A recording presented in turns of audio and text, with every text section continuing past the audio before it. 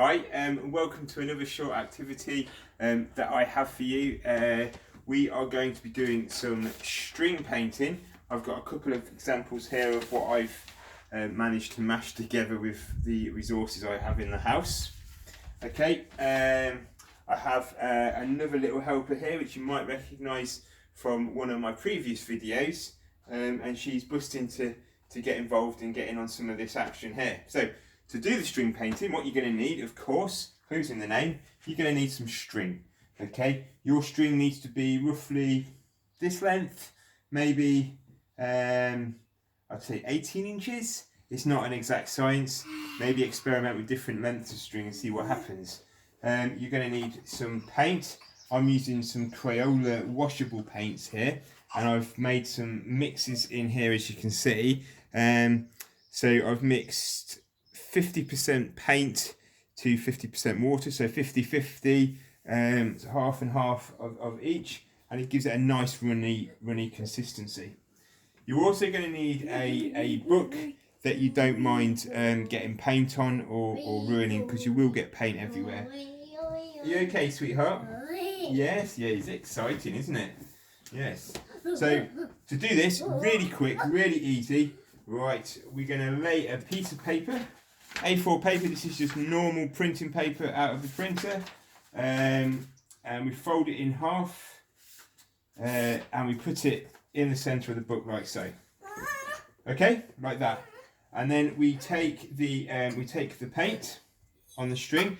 As I put it out of the string, what I'm going to do, I'm going to gently I'm doing this really gently, just getting away any excess water that's in the string. I'm just putting it out. And I'll tell you for why, because if you don't, you won't get the effect of the streaks as they come down.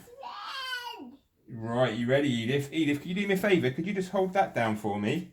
Good girl, well done. Right, and now what we're going to do, we're going to slowly just going to put this on in any old way. Now what you'll see is I've left probably 2-3 inches here. So that's just so I've got something to hold without getting paint all over my hands.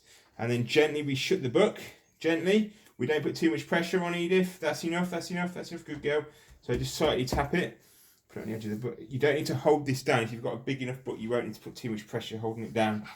And then we're going to take here, using both hands to do this. And what you'll see is it will move around. It will go from side to side as it comes out. And the reason I'm using two hands is because I don't want it just to all of a sudden fling out and go on the floor as well. And it gives me a bit more control. Okay, well done. Good work, Edith. Good helping. Yeah, 1 second. We've got to do the results first. So, this looks like a good one.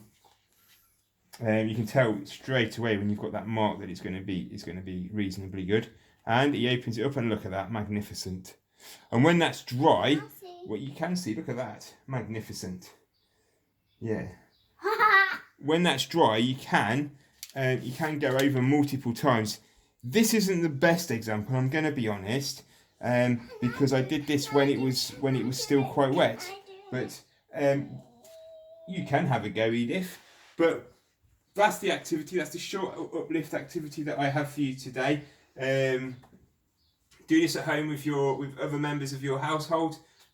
Same principles apply as well. If you haven't got paint but you've got food colouring, work out a mix with food colouring, because it will still work just as good.